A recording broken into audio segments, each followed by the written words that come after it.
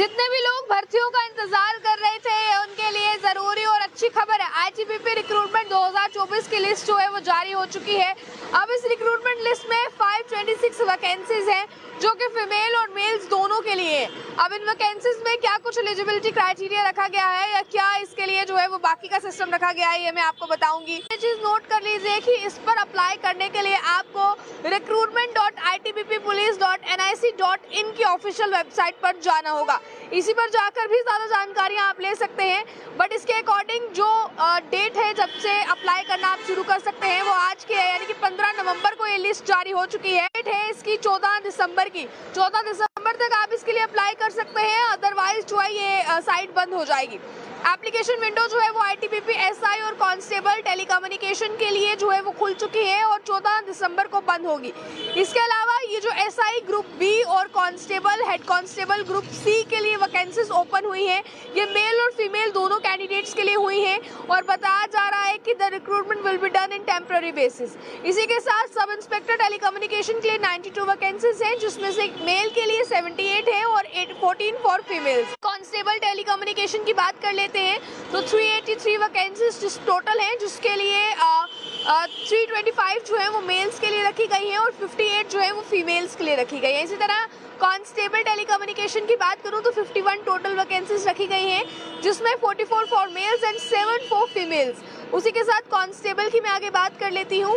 इसी के साथ बताया गया है सभी जो कैटेगरीज रखी गई हैं इनमें सभी में टोटल वैकेंसीज में 10% टोटल वैकेंसीज जो है वो रिजर्व रखी गई हैं एक्स सर्विसमैन के लिए। If vacancies reserved for ex-serviceman candidates remain unfilled due to the non-availability of candidates, तो इसमें बताया गया है the same will be filled by non-ex-serviceman candidates ITBP set.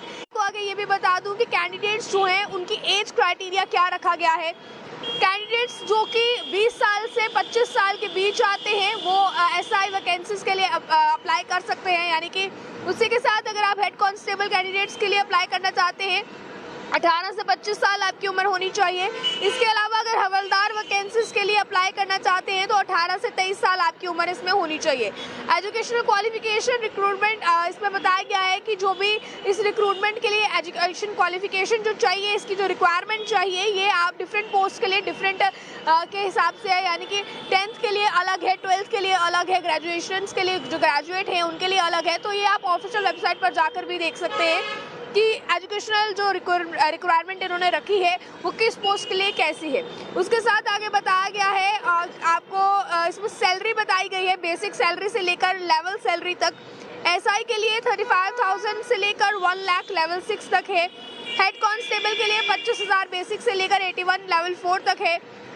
इसी के साथ कांस्टेबल्स के लिए 21,000 से लेकर 69 तक जो है वो लेवल 3 तक है। अब एप्लीकेशन फॉर्म फिल करने के लिए इसमें फ़ी आपको कितनी लगेगी ये मैं आपको बता दूं।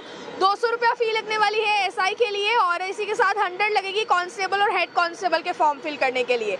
इसके अलावा जो वुमेन है, एक्स सर्विसमैन है, एससी या एसटी कैटेगरी से बिलोंग करते हैं, इन लोगों के लिए फ़ी जो है वो नहीं रखी गई है। इसी के साथ आप लोगों के पास 14 दिसंबर तक का टाइम है, अगर आप लोग भी इसके लिए अप्लाई करना चाहते हैं। बहुत सुनहरा मौका आपके लिए, जल्द से जल्द इसके लिए अप्लाई करें। ज़्यादा जानकारियों के लिए इनकी ऑफिशियल वेबसाइट पर आप लोग जा सकते हैं, जो कि ऑफिशियल वेबसाइट में एक बार फिर आपको बता दूं recruitment.itbppolice.nic.in इनकी ऑफिशियल वेबसाइट है। और कितने लोग इसके लिए अप्लाई करने वाले हैं, इन भर्तियों के लिए अप्लाई करने वाले टोटल जो वैकेंसीज हैं 526 वैकेंसीज हैं।